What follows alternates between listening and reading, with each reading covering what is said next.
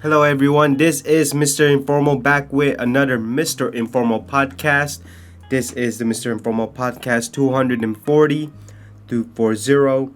I hope you are well, healthy, staying healthy wherever you are in the world.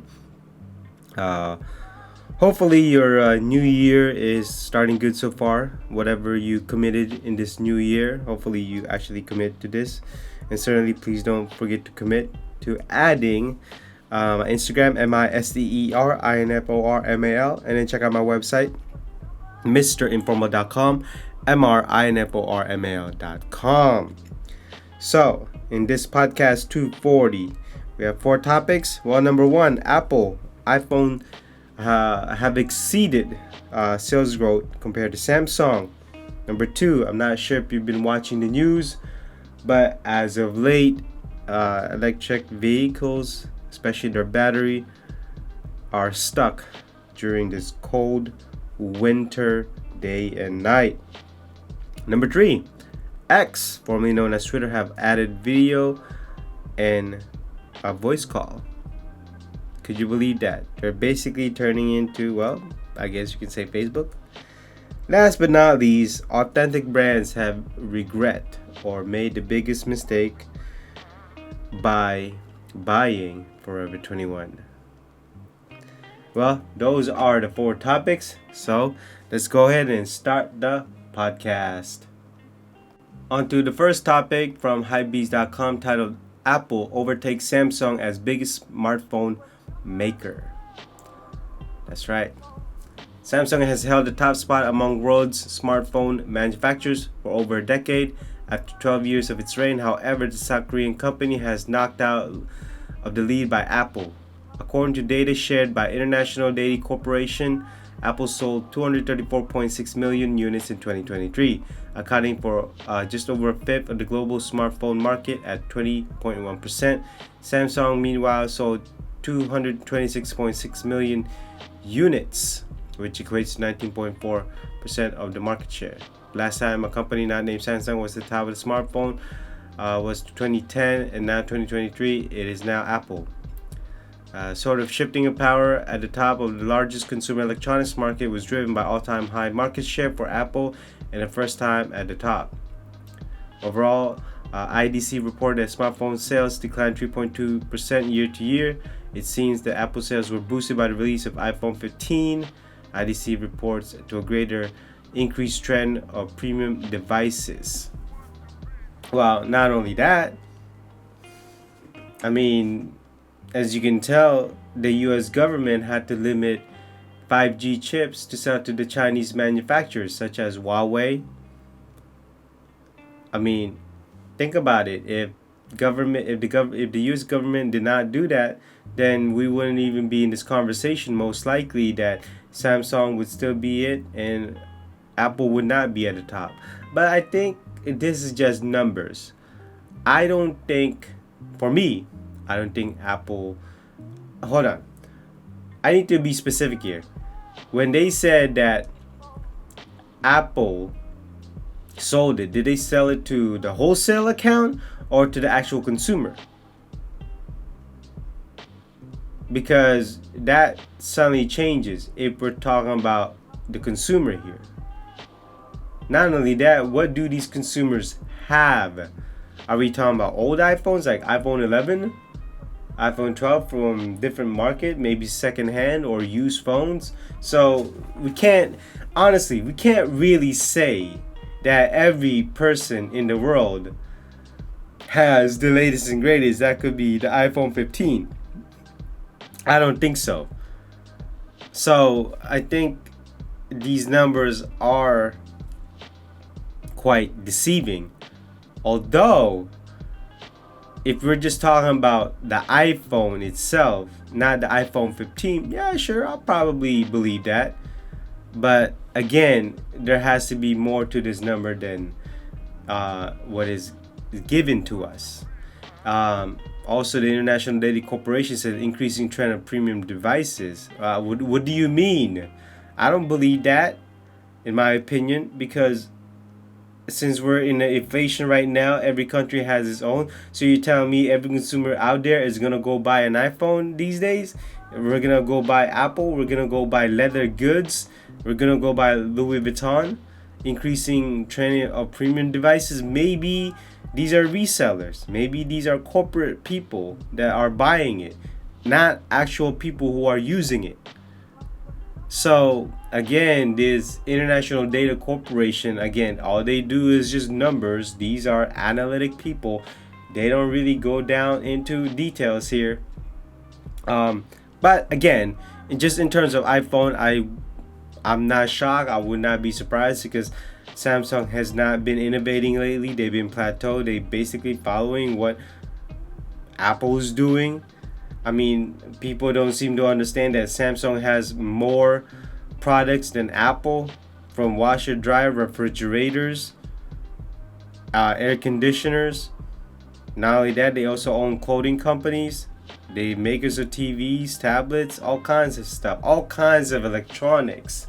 So, in terms of the mobile market, like phone alone, yeah, sure. But in terms of overall, Samsung is still bigger than Apple. On to the second topic. Not sure if you've been watching the news, but especially in Chicago, where they had double digit below zero weather, freezing winter. The batteries of EVs, electronic vehicles, has been affected to the point where their range dropped by 40%.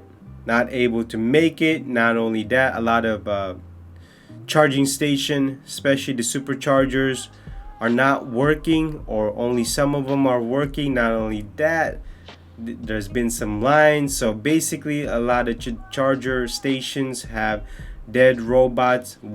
That's what they call it, or dead EVs. Many of them are being towed to people's houses. And look, this is not a surprise. This is why I don't like having too much electronics, because especially in the cold, battery do get affected, especially if you have a smartphone or even cameras back then, where the battery operations is affected by cold weather, even hot weather, where the performance is dropped from 20 to 40%. Your battery life, especially in your phone, is dropped. This is what you get. I don't know what else is there to do it. We don't have the technology yet to preserve batteries at 100% capacity. Heck, we don't even have the technology yet to even preserve battery at 90% after 5 years of owning something that's battery powered. As you can tell from our phones, no matter what phone you have, after 2 years, the battery performance overall capacity is dropped from 90 to 80% from 100. And so that's just part of it. And it's not just phones these days, it's also our remote control. It's also, well, now cars these days. I mean, even solar panel batteries these days. I mean, a lot of battery waste that we're calling. And so this is why I also don't own EVs, because of all the cold weather. I mean, I still don't feel like EV is there yet. Honestly, I've said it again. I prefer hydrogen powered cars. To me, that's basically the prime energy source. No matter where you are, because what is out of the exhaust is basically water. I mean, how simple can it be? But that's another topic for today. But if you do have EVs out there, well, hopefully you don't live in a cold climate area, because if you do, then you are in trouble. On to the third topic from social media today. X launches audio and video calls on Android. So X has now added audio video calls on Android users, a feature that is rolled out in iOS back in October. Audio and video calls on X slowly rolling out for Android users today. Update your app. So now if you want to make room for direct connection with someone via XDM. So as long as you're a paying user, it's only available on X Premium subscribers. And as The Verge points out, it's not entirely clear if it's available for premium basic users, the cheapest tier of X subscriptions. But if you're paying or willing out to pay for X, you want to call them direct from the app, now you can. Imagine that. So Elon Musk is basically doing what China's been doing on the WeChat. Not only that, you have Facebook, Instagram, Threads probably. So in the paragraphs, though, of course, you can also conduct audio and video calls via WhatsApp, Messenger, basically every other messaging tool there is, which have many more users, are more likely your messaging platform of choice. But as a part of Elon's Everything app vision for the app, it's another seemingly important step in facilitating more types of connection. Basically, an ecosystem. And this is where I think this is good for Elon Musk. Because with Mark Zuckerberg, he basically has the same thing, everything in WhatsApp, in Facebook, and Instagram. All of them have audio and video calls. All of them. So basically, there's a repetitive app that he's making. But with this, it's basically all in one ecosystem. And look, this is what he wanted, so I'm not gonna badmouth him. I'm pretty sure there's a lot of people that badmouth X for some reason, and yet they don't badmouth Facebook, they don't badmouth Instagram, and for some reason they badmouth X. And honestly, it all comes down to just people hating on Elon Musk. But on to the topic alone. I'm glad to see it because many people has probably been wanting this. Not only that, he's been wanting it, and many people still call X as Twitter. To me, it doesn't matter. It's the same thing. I would have probably named it something different other than X, but look, this is his vision. This is the dream that he had, and so it is what it is. Not only that, I'm not sure if you've also been looking, but there's been a lot of growth, especially activity growth in X, which is great. Many people have wanted to see downfall, but again, it all comes down to people hating Elon Musk. For some reason, I don't know why, people are much more focused on Elon Musk other than what's happening in the world, such as inflation, such as, I don't know, maybe homelessness out there, maybe our current president, maybe immigration, but no.